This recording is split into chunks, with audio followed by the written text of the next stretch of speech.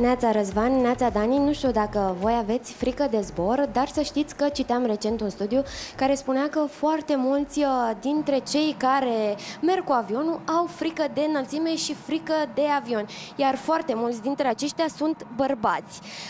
Pentru că am vrut să vedem cum putem trata această frică de zbor, l-am astăzi alături de mine pe domnul comandant și instructor de zbor Alexandru Geică, cu care mă aflu într-un simulator de zbor. Vă rog să-mi spuneți ce înseamnă frica asta de zbor. Există realmente o frică de zbor, de avion? Cu siguranță există. Am cunoscut foarte multe persoane, fiind pilot de atâția ani și socializând cu diferite persoane. Am constatat că există o teamă de zbor. În principiu vine de la lipsa de cunoștințe, de la lipsa de control. Este ca atunci când stai în dreapta pe scaunul mașinii și calci instinctiv frâna.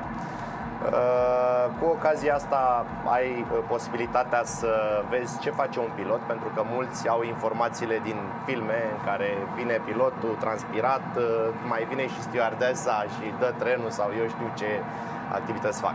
Acesta este practic un simulator 1 la 1. Practic ne aflăm într-o cabină de avion 747. Nu, suntem într-o cabină de Boeing 737. Este cel mai bine vândut avion al tuturor timpurilor pentru activități comerciale. Îl au atât operatori aerieni români cât și operatori aerieni internaționali. Cabina este 1 la 1, a fost adusă la Academia noastră în primul rând pentru a îmbunătăți calitatea trainingului atât la însoțitori de bord cât și la piloți. Piloții începători vin și își iau lecții pentru a învăța cum se introduc toate datele și pentru a controla avionul la început. Dar îl folosim și pentru partea de agrement, unde tratăm frica de zbor, aviofobia, și unde îl folosim ca și îndrumare profesională pentru tinerii aspiranți de a îmbrățișa o carieră în domeniu. Practic, cei care au frică de zbor pot veni aici și pot intra în simulator, iar dumneavoastră îi ajutați să treacă peste această frică. Spuneți-mi cum decurge, practic, o sesiune de... Cei care optează pentru aviofobie au parte de un zbor real, gate-to-gate, de la A la Z, să-i spunem București-Cluj, unde li se explică prin câte stagii de pregătire trec piloții, câte riguroase sunt reglementările și regulile în aviație.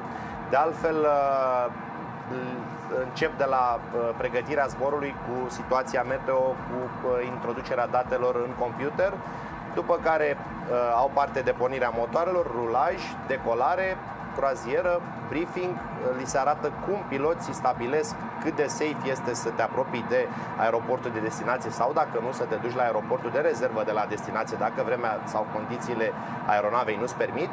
Și în felul ăsta chiar sunt puși la manșă, recunosc anumite zgomote care pe ei îi nebunesc în timpul zborului, se relaxează când văd cât de ușor este să conduci o aeronavă. Mulți își închipuie că în interior aici dăm la pedale și e o muncă de miner.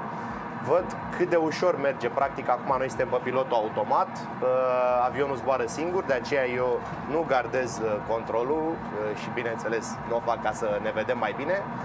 Și cu ocazia asta eu zic că e un remediu care îi ajută pe mulți să-și depășească această teamă.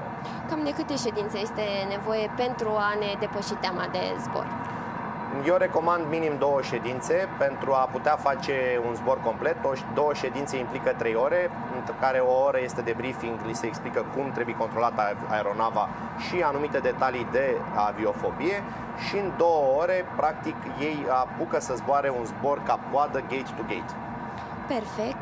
Vreau să ieșim puțin din simulator, pentru că alături de noi astăzi aici avem și o femeie pilot, dar și 2 însoțitoare de zbor cu care mi-ar plăcea să stau de vorbă. Spune-mi, te rog, dacă există și piloți cu teamă de zbor. Neața, nu cred. În momentul în care alegi să faci această meserie, o faci din pasiune și cu siguranță nu ai teamă de zbor. Câte ore de zbor ai la activ? 2500 aproximativ. Ți-ai dorit dintotdeauna să te faci pilot? A fost dificil? M-am dorit de când eram mică, într-adevăr, dar am reușit să ajung pilot abia la 30 de ani. De ce tocmai atunci? Am ales să fac altceva până atunci. Tatăl meu își dorea foarte tare să nu îmbrățișez această meserie, dar până la urmă pasiunea mea a fost mai puternică și am reușit să-mi urmez visul. E greu să faci o meserie cumva pe care lumea o percepe bărbătească? Cred că femeile fac această meserie cu același profesionalism ca și bărbații și cred că am depășit epoca în care erau prejudecăți legate de femeile pilot. Cred că este la fel de ușor pentru femei ca și pentru bărbați în acest moment. Din punct de vedere al cabin crew-ului, al însoțitorilor de zbor, cum se vede meseria asta? Bună dimineața! Meseria este o meserie destul de grea, deși practic multă lume crede că ești acolo doar să zâmbești, tu ai viața a sute de oameni, siguranța lor și în primul rând să fie fericiți că zboară cu tine. Deci e o meserie grea, dar dacă o faci cu pasiune o să fie ușor. Sunt curioasă care sunt atribuțiile unei însoțitoare de zbor, pe lângă faptul că trebuie tot timpul să fie un om zâmbitor și cald și deschis tuturor pasagerilor. Trebuie să ne ocupăm în primul rând de siguranța pasagerilor în caz că se întâmplă ceva mai rău, să-i încercăm să le arătăm ceea ce înseamnă siguranță și cum să se descurce și în primul rând să îi servim, asta este, pentru că asta facem de fapt, să le asigurăm confort și siguranță. Meserii frumoase așadar nu înseamnă doar călătorie, înseamnă și responsabilitate, înseamnă și atribuții.